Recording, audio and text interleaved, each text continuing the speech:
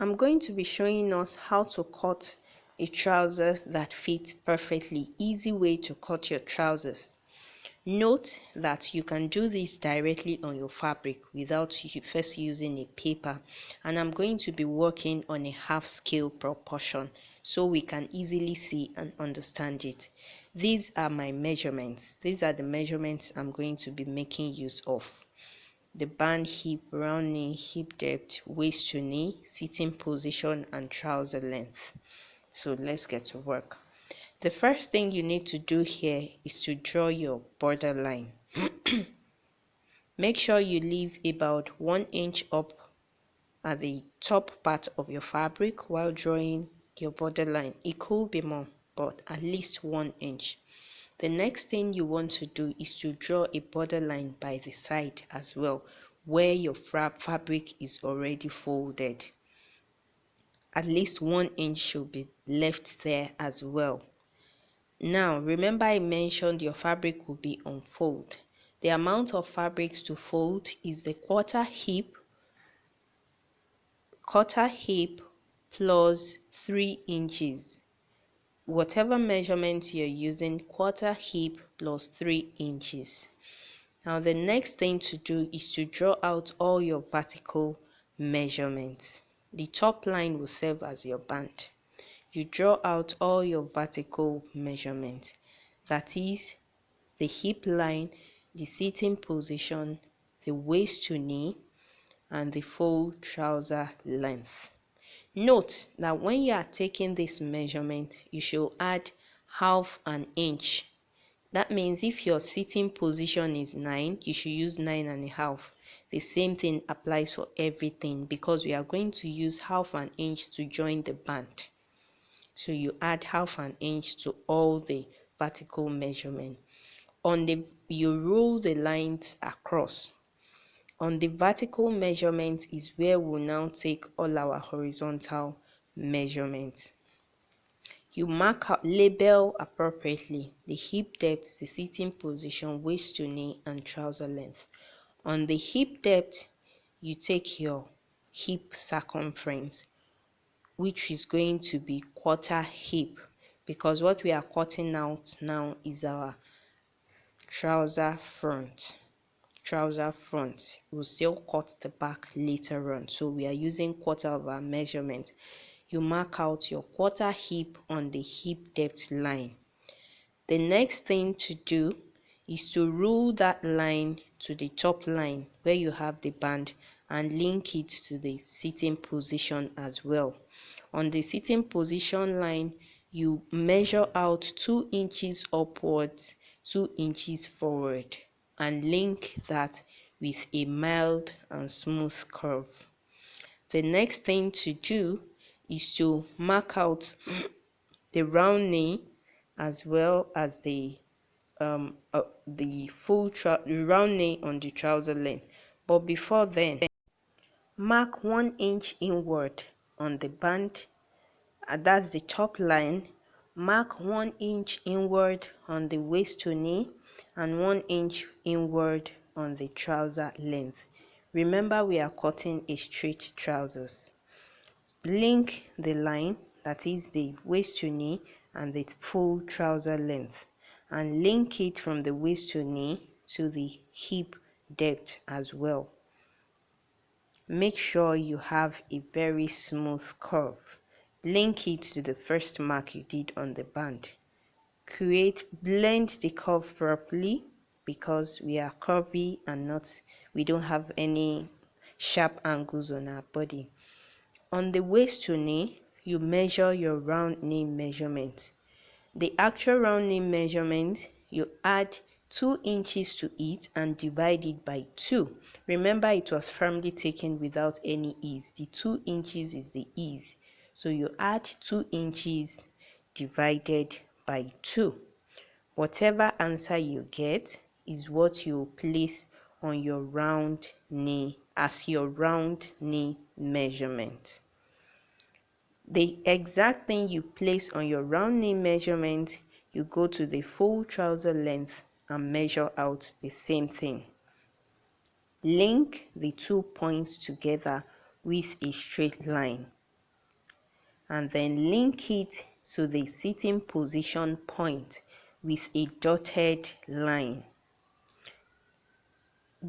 After doing that, you get the midpoint of the 2 points you used a dotted line for. Get the midpoint, mark it, and go inward by half an inch. After doing that, you link the 2 points together again with a very mild curve, following the half inch you took inward. If you have a hip curve, that can help.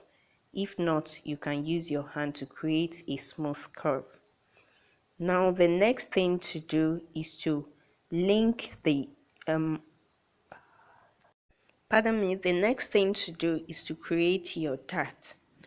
To create your dart, you measure out your actual waist divided by 4. Mark it out. Whatever excess you have left is your dart. In this case, I have 1 inch left, and that is what I'll use as my dart. If you have more than 1 inch, you have to take the extra on the center front where you have the crotch.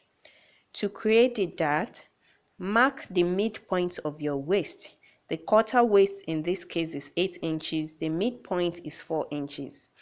Go sideways towards the side by half an inch and mark your dart. It shouldn't be midway because it's meant to shapen the hip bone to create a smooth laying of the garment on the hip bone. You go downward by 4 inches and rule a straight line. Ensure the line is straight by confirming through the side border line that you have. Link the line and then create your dart, sharing it equally on each side of the line. Even if the dart is lower than 1 inch, still share it equally. In this case, it is 1 inch. We'll mark it as half inch on each side.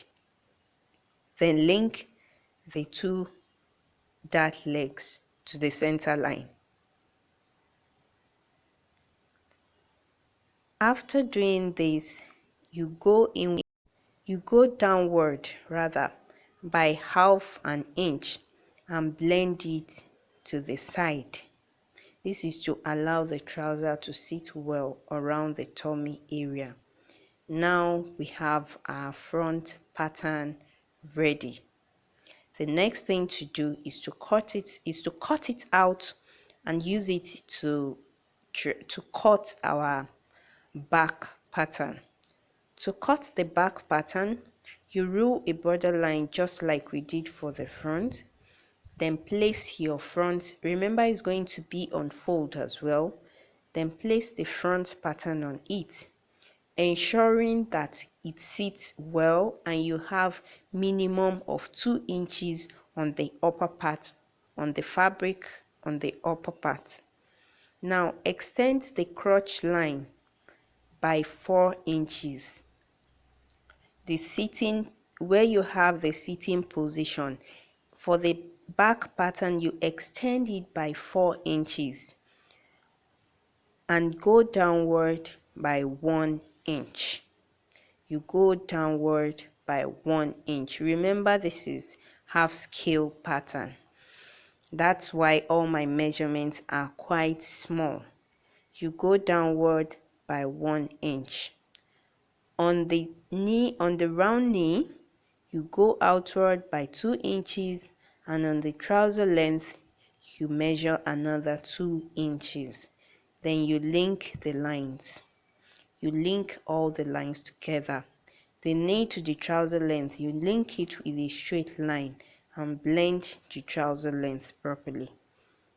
Then you link the knee level to the crotch depth. You link it together. At the crotch area, you go forward by 1 inch. You go forward by 1 inch. And then create a straight line before blending it to the crotch area. You go forward by 1 inch and then blend it with a very mild curve. After doing that, you ensure your fabric lays properly, and then link the crotch to the knee level with a dotted line, the same way we did for the front. Mark the midpoint, get the midpoint, mark it, and then go inward by half an inch. Use the half an inch as your guideline to create a mild curve for the back line. Blend the top line properly. Blend the top line and then measure 2 inches upward. Mark your 2 inches and blend it to the side line. Remember, the sides must be equal. You blend that with any straight ruler and then blend the crotch area as well. Now the back pattern is almost ready. Ensure your sitting position measurement is properly taken. That is the determinant, one of the major determinants for the fitting of your trousers. Now the next thing is to create the back dart. We do it the same way we did for the front, but in this case you centralize the back dart. Mark the midpoint and create your dart accordingly. The same way we have already created it for the you create it the same way we did for the front. We have determined the dart width, which is 1 inch, so you measure out the same way we did for the front. Now you mark it downward by 4.5 and then mark the 2 side lines. Rule a straight line to ensure that your dart is straight the way you want it to be, and then you link the 2 side lines to the dart. After doing that, once you create your back dart, your trousers is ready. The next thing to do is simply to join the pieces together. So by now you should have the 2 fronts ready and the 2 back ready. You notch the dart points so you can easily see where to join together. Remember, you join your trousers with half an inch. All the sides will be joined with half an inch. That's why we have 2 inches as our sewing allowance. And that's all. You have your beautiful trouser pattern ready.